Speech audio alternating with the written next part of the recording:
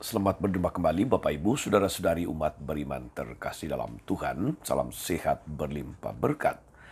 Hari Jumat tanggal 19 Juli 2024, saya Romagus CSSR mengajak saudara-saudari merenungkan kutipan Injil Matius bab 12 ayat 1 sampai 8. Kita mendengarkan sabda Tuhan.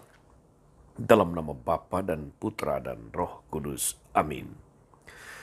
Pada suatu hari Sabat, Yesus dan murid-muridnya berjalan di ladang gandum. Karena lapar, murid-muridnya memetik bulir gandum dan memakannya. Melihat itu berkatalah orang-orang Farisi kepada Yesus, "Lihatlah, murid-muridmu berbuat sesuatu yang tidak diperbolehkan pada hari Sabat." Tetapi Yesus menjawab, "Tidakkah kalian baca apa yang dilakukan oleh Daud ketika ia dan para pengikutnya lapar?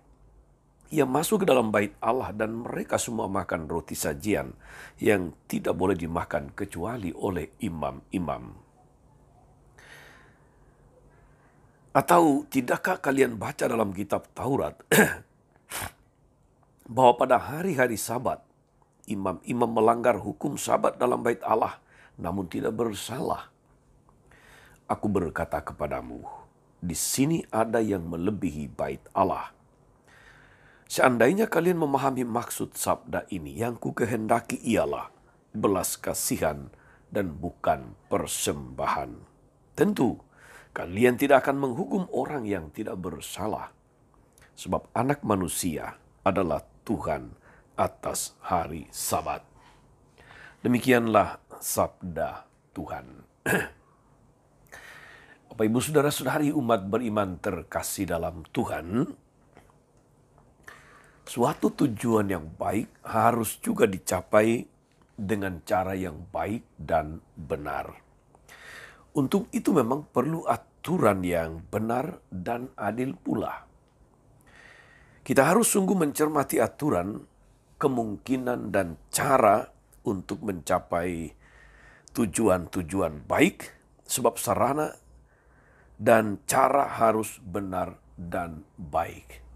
Saudari-saudara, dalam Injil hari ini, Yesus kita tahu sangat menghormati kebiasaan atau tradisi Yahudi dan tidak ingin melanggar kebiasaan-kebiasaan itu. Tetapi dia melawan sikap para pemimpin agama Yahudi yang hanya mengedepankan aturan secara harafiah. Dan karena itu praktiknya menjadi sangat legalistik. Segala sesuatu dilakukan demi memenuhi aturan, padahal aturan itu sarana dan bukan tujuan. Allah menghendaki kebaikan dan kesejahteraan manusia, serta tidak pertama-tama menuntut pemenuhan aturan yang sekecil-kecilnya, sebab aturan sekali lagi bukanlah tujuan. Kesejahteraan, kebaikan, keselamatan manusia, itulah yang menjadi tujuan dan ukuran Yesus. Saudara-saudara, Yesus menanggapi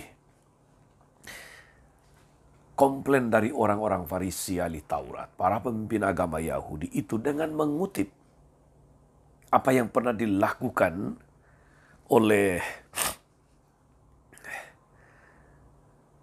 Daud ketika dia dan para pengikutnya lapar, bagaimana dia masuk ke dalam rumah Allah dan mengambil roti sajian yang sebetulnya tidak boleh dimakan, baik olehnya maupun oleh mereka yang mengikutinya. Dia tidak dipersalahkan ketika dalam kutip dia melanggar suatu aturan demi untuk menyelamatkan nyawa. Itulah yang terjadi dengan para murid. Ketika mereka memetik gandum, mereka hanya memetik seperlunya untuk makan. Bukan panen 1 hektar atau 1 bidang tanah, bukan. Tapi itu sudah menjadi masalah besar bagi orang Yahudi. Karena tindakan memetik meskipun hanya sedikit, bagi mereka itu sudah sama dengan melakukan pekerjaan. Dan melakukan pekerjaan pada hari Sabat, itu haram hukumnya. Itu yang ada dalam alam pikir dan praktek hidup beragama orang-orang Yahudi. ahli-ahli Taurat, orang Farisi khususnya. Itu yang ingin diubah oleh Yesus. Itu yang ingin disadarkan mindsetnya oleh Yesus. Saudari dan saudara, aturan itu penting dan karena itu kita harus sungguh sanggup memilah-milah daya ikatnya. Tidak semua aturan sama bobotnya.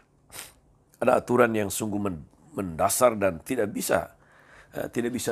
mesti dilakukan, dilaksanakan secara harafiah. Ada juga aturan yang justru mengingatkan kita agar kita dapat berbuat lebih baik dan bermartabat. Intinya adalah kita tidak boleh hanya menekankan aturan secara harafiah, lalu menjadi legalistik, dan lupa akan tujuan yang terakhir. Karena itu saudara-saudari, benarlah apa yang dikatakan oleh Yesus dalam bagian akhir Injilnya hari ini. Yang ku kehendaki ialah belas kasihan dan bukan persembahan. Saudari-saudara, moga-moga firman Tuhan hari ini yang kita renungkan membantu kita, meneguhkan kita untuk tahu memilah-milah dan memilih cara dan sarana dan lebih-lebih praktek kita dalam berhukum dan beraturan. Supaya kita tidak mudah menjadi orang yang gampang menghakimi karena kita menjadi legalis.